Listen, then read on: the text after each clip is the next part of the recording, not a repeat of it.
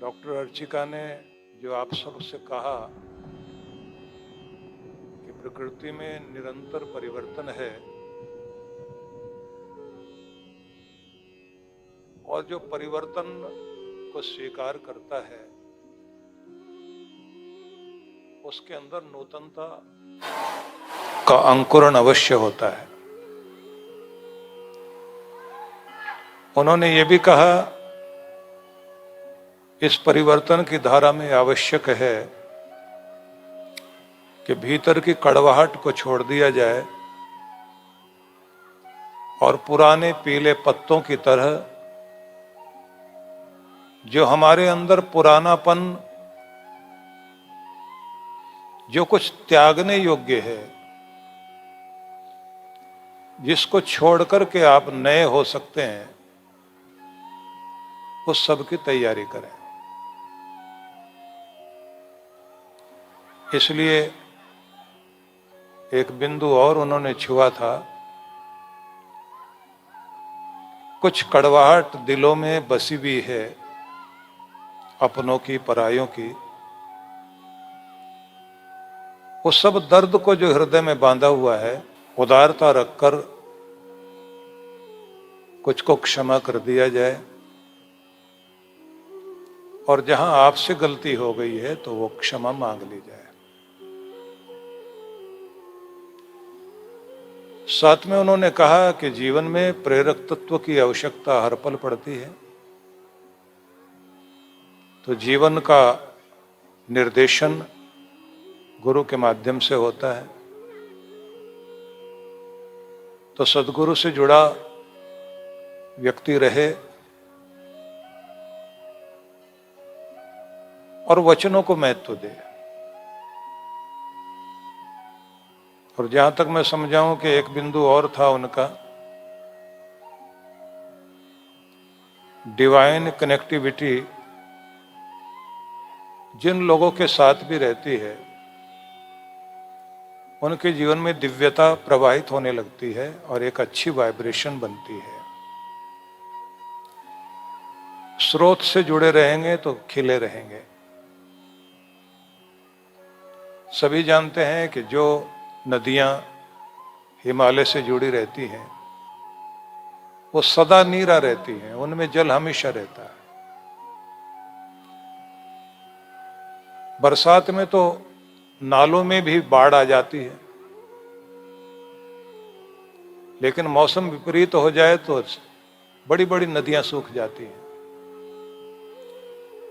लेकिन जो स्रोत से जुड़ा हुआ है, हिमालय से जुड़ा हुआ कोई भी नद और नदी है,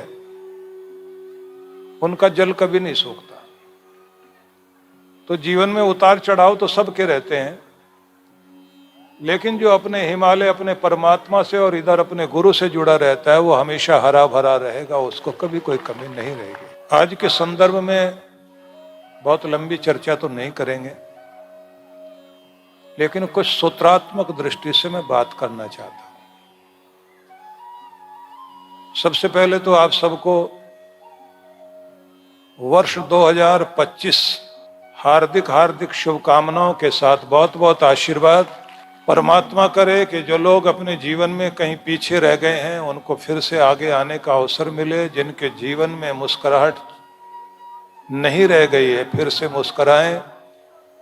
जिनके घर आंगन में किसी भी प्रकार का अभाव है तो फिर से वो संपन्नता से युक्त हों। जो दुख के मारे हैं, भगवान उनके आंसू पहुंचे। जिनकी झोली खाली है, भगवान उनकी झोलियां भरे। जिनके पास जिस भी प्रकार का अभाव है, भगवान ऐसी कृपा करे कि उनका अभाव समृद्धि से भरपूर हो। जिनके आंगन में बच्चों की किलकारियां गूंजनी चाहिए और वो आसमान की तरफ हाथ उठाकर निरंतर प्रार्थना करते रहते हैं, सर्वव्यापी परम सत्ता परमेश्वर उन सब की भी मनोकामना पूर्ण करे। बहुत सारे ऐसे विद्यार्थी हैं जो जीवन के संघर्ष में सफल होने के लिए, विद्यार्जन करने के लिए निरंतर प्रयत्नशील हैं, लेकिन किसी न किसी रूप में पीछे रह गए हैं। प्रभु की ऐसी कृपा उनके ऊपर भी हो, ये वर्ष उनके सपनों को साकार करे और जो लोग भी जिस भी प्रकार के किसी के धोखे से, अन्याय से, अत्याचार से पीड़ित होकर के किसी भी झंझट में फंसे हुए हैं, वहां से वो भी बाहर निकलें। और जो भी इस दर पर आकर बैठे हैं, भगवान सबको अपने प्रेम की डोर में बांधे और सब पर अपनी कृपा बरसाए। सब माला माल हो, निहाल हो, खुशहाल हो, ऐसी मंगल कामना करता हूं। और इस शुभ मंगल कामना के साथ में अब मैं कुछ थोड़े से आज के निर्देशन में निवेदन करूंगा। यदि वेद, उपनिषद, गीता, रामायण, सूत्र ग्रंथ, नीति ग्रंथ, दर्शन शास्त्र आदि सभी पर दृष्टि डालें, तो दर्शन शास्त्र जब ये कहता है कि ये संसार किस लिए, तो वहां कहा गया भोगा अपवर्गार्थम दृश्यम। दृश्यमान जगत जीवों के भोग भोगने के लिए दिया गया और अपवर्ग की प्राप्ति के लिए, मोक्ष की प्राप्ति के लिए, मतलब समस्त दुखों से छुटकारा हो जाए, इसके लिए तुम्हें मनुष्य का यह जीवन दिया गया है कि पिछले कर्मों का भुगतान भी भुगतना है और अपनी बुद्धिमत्ता से ऐसे कर्म करने हैं कि जिससे आप समस्त दुखों से छुटकारा पाकर और पूर्ण विश्राम, मोक्ष को, अमृत की प्राप्ति कर सकें। तो इसलिए सबसे पहले तो ये जान लेना बहुत आवश्यक है कि भगवान के नाम अनेक अनेक हैं, लेकिन भगवान 2, 4, 5, 10 नहीं है। भगवान एक ही हैं, सर्वव्यापी हैं। उनको मानने वाले अनेक हैं, झोली फैलाने वाले अनेक हैं, झोलियां भरने वाला एक ही एक है।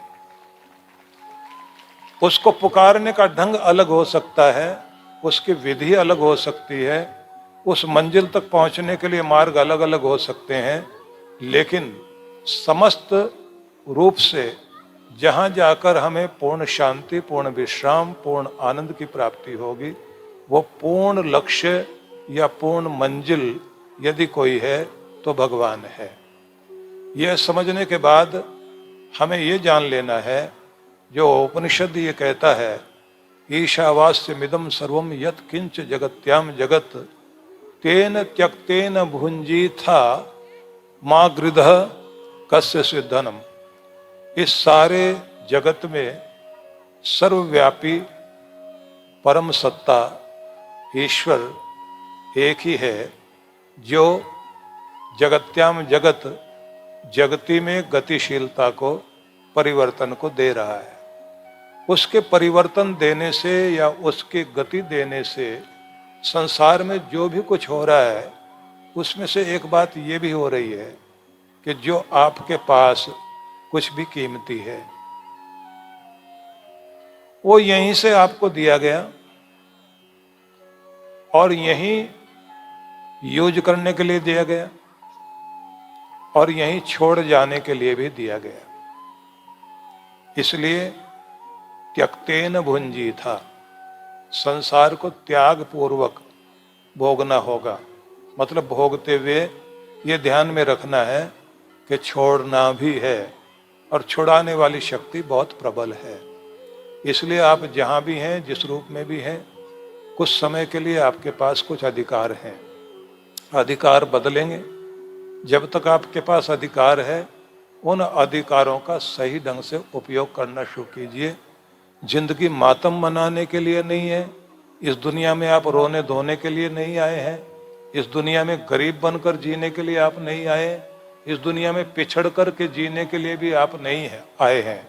इस दुनिया में दुर्भाग्य की मार को मस्तिष्क में महसूस करते हुए हर पल ये समझकर कि मेरा भविष्य कोई सुखद नहीं होने वाला, ऐसा कहने के लिए आपको जीवन नहीं दिया गया। आपको जीवन दिया गया है समस्त सौभाग्य के लिए, समृद्धि के लिए, खुशहाली के लिए, कर्मठता के लिए, वीरता से जीने के लिए, गंभीरता और धैर्य के साथ समस्याओं का समाधान करते हुए हर पल खिलने, खिलखिलाने के लिए, मुस्कुराने के लिए, आनंदित होने के लिए, इसके लिए जीवन मिला है।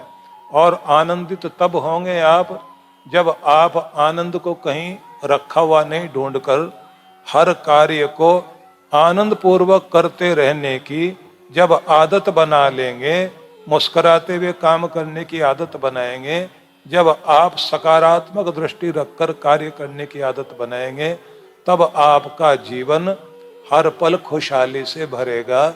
इसलिए अभी से सकारात्मक होना शुरू कीजिए।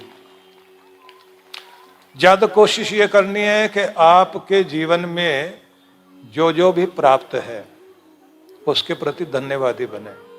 इसलिए प्रार्थना करने वाले हर व्यक्ति को हर दिन सबसे पहले एक ही काम करना है, जो जो भी आपको प्राप्त है, जो आपकी उपलब्धियां हैं, जो भगवान ने आपको दिया है, उस सब को ध्यान में रखकर भगवान के थैंकफुल होना शुरू हो जाइए।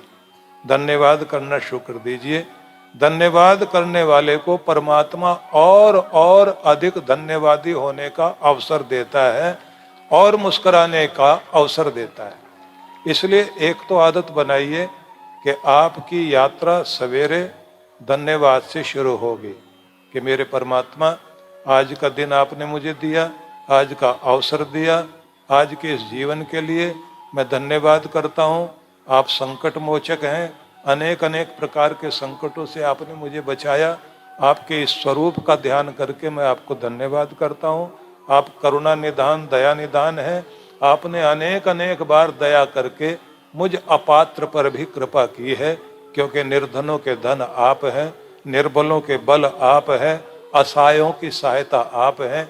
इसलिए मेरे दाता, आपकी अनंत अनंत कृपा के लिए मैं बारंबार धन्यवाद करता हूँ।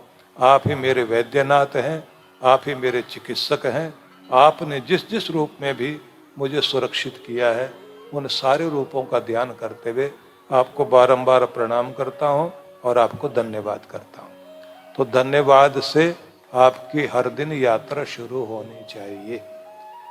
दूसरी बात आपको ये ध्यान रखना है कि हर दिन जब भी सूर्य निकलता है तो अनेकों अनेकों फूल खिलते भी हैं, कलियां मुस्कुराती हैं, संसार जगमगाता है।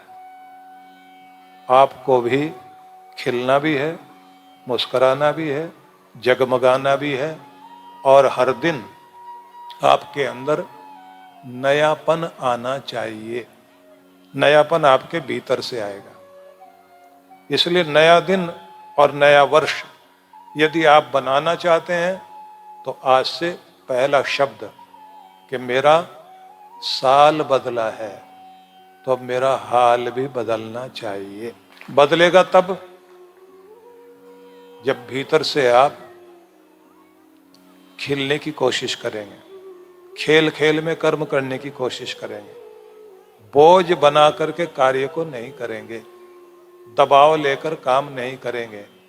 फिर भी चिंताएं आए, अपनी चिंताएं भगवान के आगे कागज पर लिखकर समर्पित करके रात को सोना, और अपना हाथ भगवान के हाथ में पकड़ाइए। जिन्होंने भगवान के हाथ में अपना हाथ दे दिया, संभालने वाला वही है, दया करेगा, रास्ते बनेंगे। जिसने अब तक निभाया है आगे भी निभाएगा, जिसने अब तक दिया है आगे भी देगा, जिसने आज तक आपकी लाज रखी है आगे भी लाज जरूर रखेगा। अपना हाथ उसके हाथ में दीजिए। तो पहली बात हुई ईश्वर को महसूस करना, उससे आपको संबंध जोड़ के चलना, भगवान को धन्यवाद करते हुए अपने दिन की शुरुआत करना। हर दिन नया दिन है, आपको स्वयं को नया बनाना है। आप खुशियां ढूंढते हैं, खुशियां कहीं रखी भी नहीं मिलेंगी। खुश रह करके काम करेंगे तो खुशियां जीवन में आएंगी। इसलिए कोई भी काम करिए मुंह लटका कर नहीं कीजिए। वो जो राजस्थान में कहते हैं ना कि रोता हुआ जाए मुर्दे की खबर लेकर आए, तो ऐसी आदत नहीं बनाना। ठीक है, कितने लोग तैयार? एक बार अपने लिए जोरदार ताली बजाइए। तो इस शब्द को याद रख लेना कि 100 गुना बढ़ जाती है खूबसूरती इंसान की महज मुस्कुराने से। 100 गुना बढ़ जाती है खूबसूरती इंसान की महज मुस्कुराने से। फिर भी बाज नहीं आते लोग मुंह फुलाने से। तो ना मुंह फुलाइए, न चेहरे पर निराशा लाइए। नया साल मनाना है तो अब आपको हैप्पी न्यू ईयर ना कह करके हैप्पी न्यू यू क्या कहेंगे? बस नया बन जाना है। और ये याद रखिए कि जिस तरह से हर वर्ष कंपनियां नए मॉडल की चीजें बनाते हैं, उनमें नया परिवर्तन लाते हैं, उसके सॉफ्टवेयर में कुछ न कुछ परिवर्तन करते हैं, तो वो नया वर्जन हर किसी गैजेट का आता है, गाड़ियों का आता है, टीवी का आता है, मशीनरी का आता है।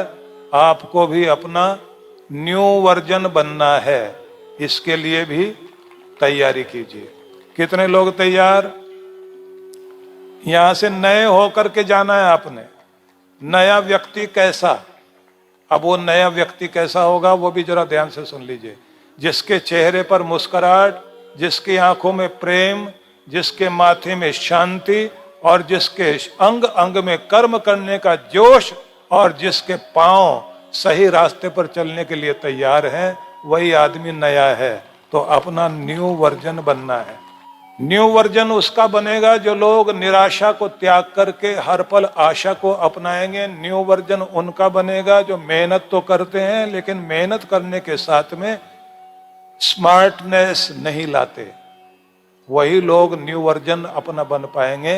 हार्ड वर्क भी करें लेकिन स्मार्टनेस के साथ करें। ये ध्यान से सुन लेना। गधे घोड़े भी मेहनत कर रहे हैं, गधे घोड़े ही बने रह जाते हैं। किसी भी काम को करने का तरीका इतना बेहतर करिए कि थोड़ी मेहनत, परेटो सिद्धांत को ध्यान में रख लेना कि 20% मेहनत 80% लाभ ला सकती है। अगर वह बुद्धिमत्ता और समझदारी के साथ की जाए तो 80% लाभ आपको हो सकता है। और अगर आप केवल मेहनत करते रहोगे तो 80% मेहनत होगी, 20% ही लाभ मिलेगा। इस दुनिया में 20% लोगों के पास में 80% अधिकार है। 20% लोगों के पास 80% प्रॉपर्टी है। 80% लोग दुनिया में वो भी हैं बेचारे जिनके पास 20% ही पैसा है और वो बेचारे दुनिया में मेहनत करते ही रह जाते हैं, गरीबी में जीते हैं। वो लोग घूमते बहुत हैं, चलते बहुत हैं, मेहनत बहुत करते हैं, सारा दिन चले पहुंचते कहीं भी नहीं। चले बहुत, पहुंचे कहीं नहीं। ऐसे कंडक्टर की यात्रा करते हैं, सवेरे से लेकर शाम तक जा रहे हैं और शाम को वहीं आकर के खड़े हो जाते हैं। तो ऐसा कंडक्टर नहीं बनना। आज से आपने स्मार्टनेस अपनानी है, बुद्धिमत्ता, विवेकपूर्ण कोई भी काम कुछ इस तरह से कीजिए कि जिसको करने के बाद थोड़ी मेहनत, ज्यादा से ज्यादा लाभ हो सके। आप इस बात को ध्यान में लेकर के चलेंगे, क्योंकि आज का ये विषय है नहीं तो मैं इसी के ऊपर आपको बताता किस प्रकार से थोड़ी मेहनत करके भी ज्यादा पाया जा सकता है। थोड़ा सा हार्ड वर्क, क्योंकि आपने दुनिया के महान साइंटिस्ट आइंस्टाइन के बारे में सुना होगा, जिन्होंने ये कहा था कि टैलेंट बड़ी चीज है लेकिन 98% केवल परिश्रम है। अगर आप अपने टैलेंट को मेहनत के द्वारा जागृत कर लें, फिर वही टैलेंट आपके जीवन में 98% परिवर्तन लेकर आएगा और परिणाम लेकर के आएगा। पहले अपनी बुद्धिमत्ता को, अपनी स्किल को, अपने कौशल को इतने अच्छे ढंग से जगाइए कि जहां भी आप जाएंगे वहीं आपका कौशल, आपकी स्किल आपको सम्मान दिलाएगा। इसलिए पहले खुद को कीमती बनाइए। कुछ लोग वे होते हैं जो किसी ऑफिसर के पीछे पीछे घूमते हैं, बॉस के पीछे पीछे घूमते हैं। कुछ वे होते हैं जिनके पीछे पीछे, आगे पीछे बॉस घूमता है। अगर आप अपने को कीमती बनाएंगे तो मालिक आपके पीछे पीछे घूमेगा, आपको मालिक के पीछे घूमना नहीं पड़ेगा। चमचागिरी करते हुए वही लोग दिखाई देंगे जिनके अंदर अपनी कोई योग्यता नहीं होती। वो अपनी चमचागिरी के द्वारा योग्यता बढ़ा लेना चाहते हैं, लेकिन जिन लोगों के अंदर अपना दम होगा उनकी चमचागिरी करने के लिए दुनिया खड़ी होगी। हुजूम में बुलबुल हुआ चमन में, किया जो गुल ने जमाल पैदा। बुलबुलों का हुजूम इकट्ठा हो गया गीत गाने के लिए। हुजूम में बुलबुल हुआ चमन में, किया जो गुल ने जमाल पैदा। कमी नहीं है कद्रदां की अकबर, करे तो कोई कमाल पैदा। तुम अपना कमाल करो तो सही, लेकिन ये बात ध्यान रख लेना, जब कोई ऊंचा इंसान होता है, जब कोई ऊंचाई पर पहुंच जाता है, उस आदमी के अंदर एक गुण होता है, वो छोटे से छोटे आदमी का भी सम्मान करना जानता है और गुण ग्राहक होता है। और गुण ग्राहक होने के साथ में जहां भी जाएगा हर आदमी के अच्छे गुणों की प्रशंसा दिल खोल करके करेगा। उस समय आलोचक बन करके नहीं जीता। जो लोग आलोचक बन करके जिया करते हैं वो अपने जीवन में कभी भी उन्नति नहीं कर सकते।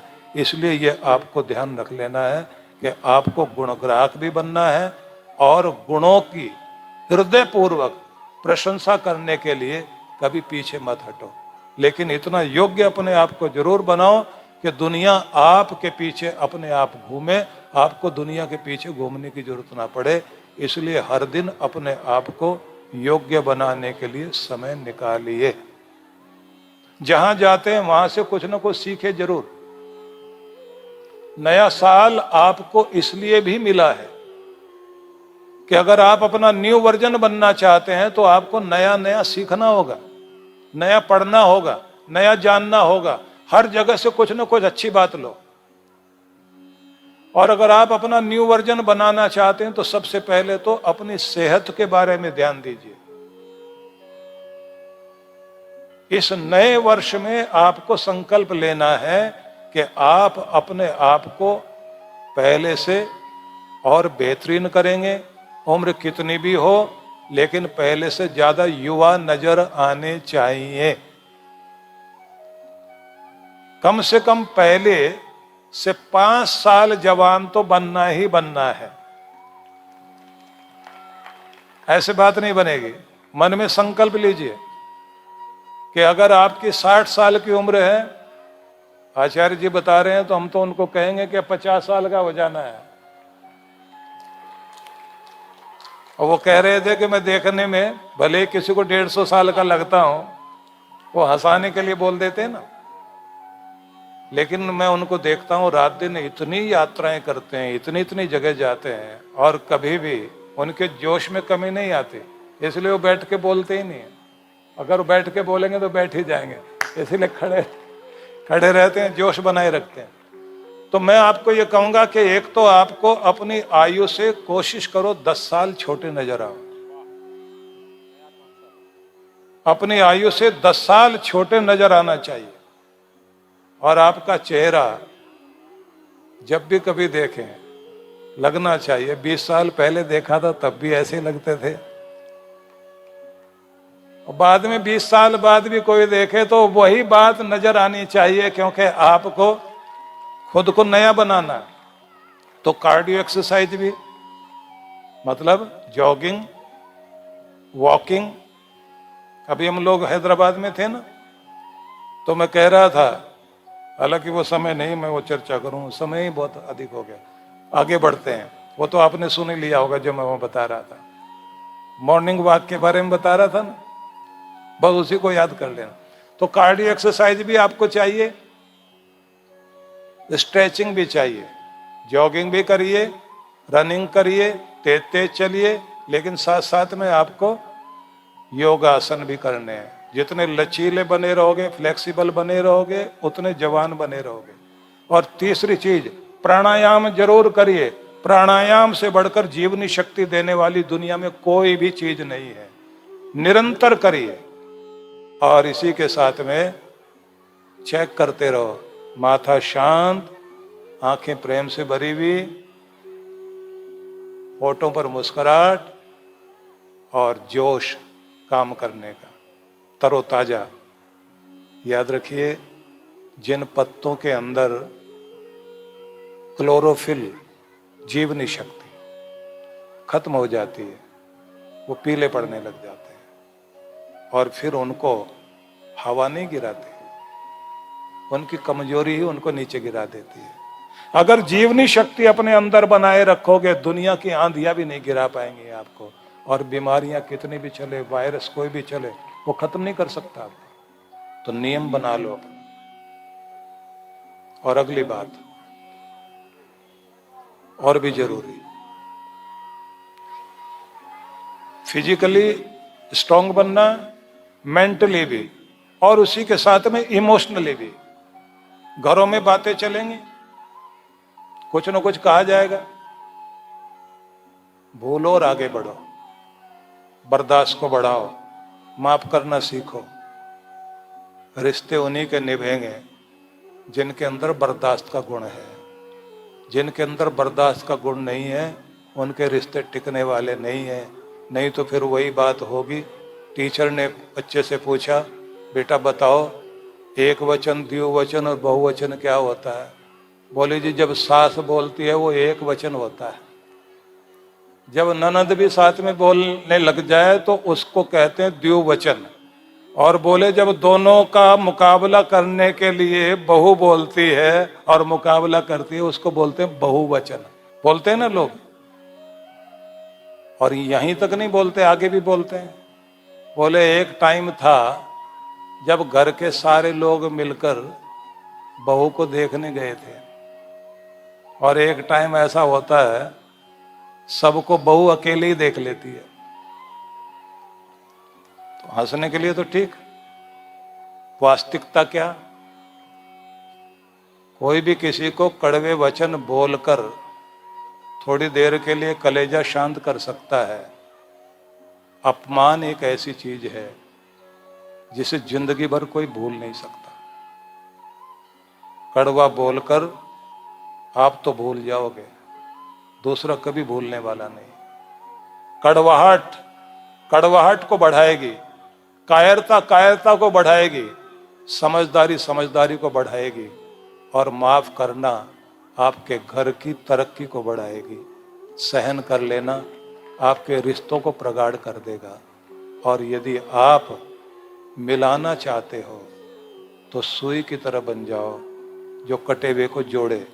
इसलिए आप लोग देखते हैं ना कि कैंची दर्जी हमेशा पांव के नीचे दबाता है, सुई कभी नीचे नहीं रखी जाती। उसको हमेशा या तो टोपी में लगाएगा, वो हैट में लगाएगा, कॉलर में लगा लेगा, या ऊपर रख देगा, क्योंकि नियम है काटने वाला पांव के नीचे ही दबाया जाएगा, जोड़ने वाला या तो टोपी पर मतलब माथे पर लगाया जाएगा, या गले लगाया जाएगा, या सम्मान दिया जाएगा, प्यार दिया जाएगा। इसलिए कड़वा बोलकर थोड़ी देर के लिए खुश हो सकते हो, जिंदगी भर के लिए उन दिलों से आपकी इज्जत चली जाएगी जिनके लिए आपने कड़वा बोल दिया। भूल के भी इस बार आज से आप संकल्प लेके चलें कि भूल से भी आप किसी को कड़वा वचन नहीं कहोगे।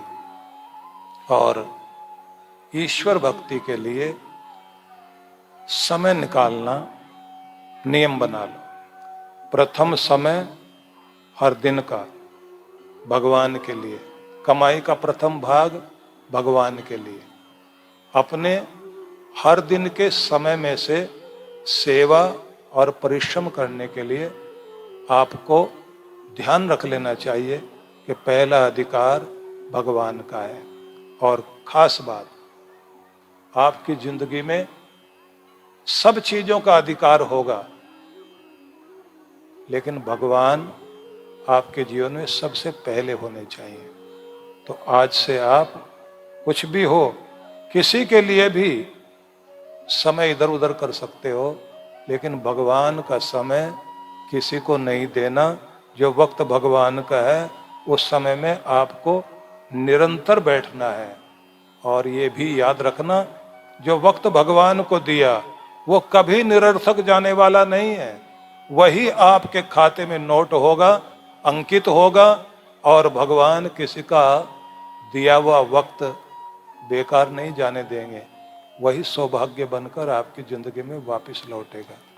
इसलिए भगवान के साथ मीटिंग फिक्स करिए, अपनी नियम बना लो कि इतने बजे से इतने बजे तक मेरी प्रभु के साथ मीटिंग फिक्स है।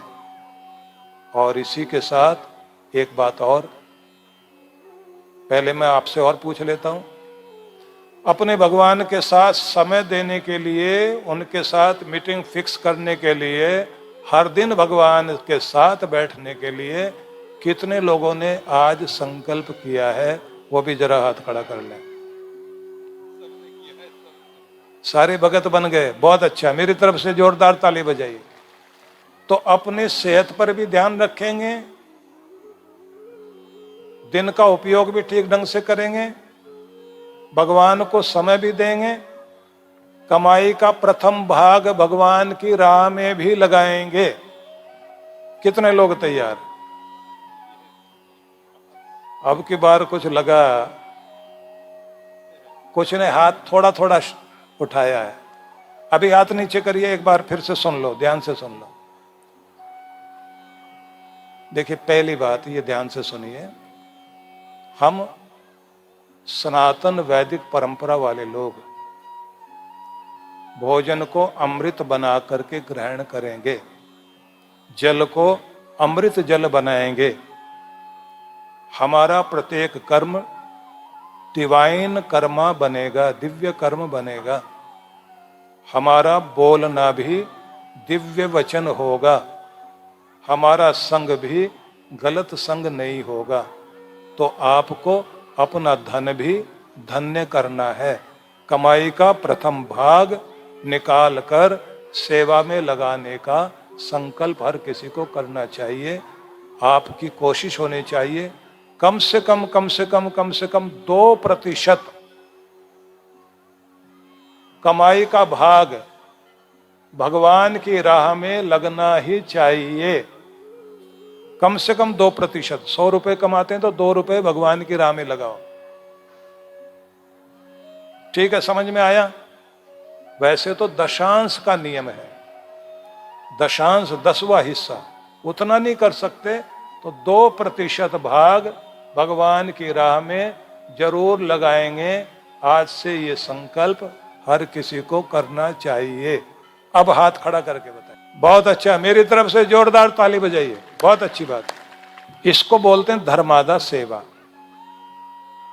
ये सेवा हर किसी को नियम पूर्वक जरूर करनी चाहिए। ये आपकी सेवा आपको बहुत आगे बढ़ाएगी। और एक नियम और बनाओ, ये हाथों की लकीरें सेवा से सुधरती हैं। जहां भी कहीं मौका मिले सेवा करने के लिए, हाथ से जाके सेवा करो। तन से सेवा, मन से सेवा, धन से सेवा। और खास बात, धर्म के लिए, सब लोगों को धर्म प्रचार करने के लिए खुद ही प्रचारक बन जाओ। इस हिंदू समाज को बचाने के लिए सबको काम करने की जरूरत है। इस भारत में रहने वाले जितने भी हमारे अपने लोग हैं, चाहे कोई भी है तो सारे अपने, लेकिन आज सनातन को सुरक्षित रखने की बहुत आवश्यकता है। इसलिए सब लोगों को आज अपने बच्चों को भी संस्कार देने चाहिए, अपने घर में भी धर्म की कोई न कोई पुस्तक का पठन पाठन करना चाहिए, सत्संगों में ज्यादा से ज्यादा रुचि लेकर के आने की चेष्टा करनी चाहिए, और जितना हो सके धर्म कर्म कराने में सहयोगी बनो। अपने मंदिर में इकट्ठे बैठ करके पूजा करोगे, सामूहिक पूजा जितनी बड़ी शक्ति रखती है दुनिया में, इतनी बड़ी शक्ति कोई भी नहीं है। आज आप अगर यहां सारे बैठे हुए हैं तो अभी जो प्रार्थना आप करेंगे, दोनों हाथ जोड़िए, मेरे साथ बोलिए, ओम अग्निना रयिम अश्नवत पोषमेव दिवे दिवे। हे प्रभो, हम हर दिन समृद्ध होते हुए निरंतर प्रसन्नता से, समृद्धि से, कर्मठता से भरपूर रहते हुए जीवन जिए। हमें वीरता, धीरता प्रदान कीजिए, हम यशस्वी हों, सफल जीवन जिए। अब दूसरा मंत्र बोलिए। ये तो हो गया वैदिक मंत्र। अब हम लोग दुर्गा सप्तशती का मंत्र बोलते हैं। बोलिए। देहि सौभाग्यम आरोग्यम देहि में परमम सुखम रूपम देहि जयम देहि यशो देहि दिशो जहि। हे प्रभु, हमें आरोग्यवान, सौभाग्यवान, यशस्वी बनाइए। हमारा व्यक्तित्व आकर्षण से भरपूर रहे, हम विजयी हों, सफल हों, हमारे जीवन में अनंत प्रेम की अभिवृद्धि हो, हम सच्चे निष्ठावान ईश्वर भक्त बन सकें, ऐसी कृपा मेरे ईश्वर आप ही प्रदान कीजिए। ओम शांति शांति शांति। आपने प्रार्थना की तो हर दिन नियम पूर्वक प्रार्थना भी करेंगे, सहयोगी बनेंगे। अपना भोजन बनाते हैं तो उसे भी आप अमृत भोजन बनाइए। भोजन करने बैठते हैं उस पर भी प्रेम भरी दृष्टि डालिए। अपने घर में जहां आप रहते हैं, घर में प्रवेश करने से पहले घर को देख करके उस पर दृष्टिपात करें कि मेरा घर प्रेम मंदिर बने। इस घर में रहने वाले सभी प्रेम पूर्वक जीवन जीने वाले बने। प्रभु मेरे घर को आशीष दीजिए। तो ऐसी समस्त प्रार्थनाएं आपके जीवन में आपको बहुत लाभ देंगी। तो आप सबको ये नया वर्ष मंगलमय हो, शुभ हो। आप सभी का आरोग्य भी बढ़े, सौभाग्य बढ़े, परम सुख को प्राप्त करें, ऐसी मंगल कामना आप सबके लिए करता हूँ। और हमारे आचार्य प्रमोद कृष्णम जी यहाँ आए और उन्होंने आकर के शोभा बढ़ाई, और वो जहाँ जाते हैं वहीं की रौनक बन जाते हैं। और उनको लोगों का दिल जीतना बहुत आता है। उन्हें लोगों को नचाना, गवाना, जुमाना, तरंगित करना सारी कला आती है। राजनीति में थे, लेकिन राजनीति में पता नहीं कैसे चले गए होंगे। मूलतः उनका अपना स्वरूप जो है वो राजनीति वाला था ही नहीं। तो भगवान ने खींच तान कर उनको जहां लाकर खड़ा कर दिया, और करा भी ऐसे कि भगवान उनके जरिए अपना काम कराना चाह रहे हैं। इसलिए आने वाले समय में जो भगवान का अवतार होगा वो संभल में होगा, और संभल में कल की भगवान का अवतरण होगा। उस भूमिका को निभाते हुए हमारे आचार्य प्रमोद कृष्णम सबको निमंत्रण दे रहे हैं कि कल की धाम एक बार जरूर पधारना। मैं उनको बहुत बहुत शुभकामनाएं देता हूं। भगवान करे कि वो इतने समर्थ और सक्षम बने कि उनके जरिए जैसे अयोध्या में इतना भव्य दिव्य भगवान का मंदिर बना है, तो कल की भगवान का भी मंदिर अद्भुत अद्भुत मंदिर बने। क्योंकि जहाँ कभी पृथ्वीराज चौहान जैसे महाराजा ने अपने साम्राज्य का विस्तार करते हुए वहाँ अनेक चीजें बनवाई थी, और अनेक अनेक महान पुरुषों के वहाँ अनेक अनेक शिलालेख मिलेंगे, जमीन खोदी जाएगी। वैसे तो बहुत कुछ निकल रहा है। तो ऐसी जगह पर जहाँ चारों तरफ विपरीत वातावरण है, वहाँ बैठकर काम करना आसान बात नहीं है। आचार्य प्रमोद कृष्णम वहाँ कार्य कर रहे हैं। उनको आप सबकी ओर से मैं मंगल कामना करता हूँ, और आने वाला समय निश्चित रूप से ऐसा हो कि आचार्य प्रमोद कृष्णम को भी लोग इस रूप में याद करें जैसे गंगा को धरती पर लाने के लिए भागीरथ ने कार्य किया था। तो कल की भगवान के आगमन के लिए, उनका सिंहासन तैयार करने की भूमिका भगवान ने उनको दी है। मेरी बहुत बहुत मंगल कामना उनके लिए।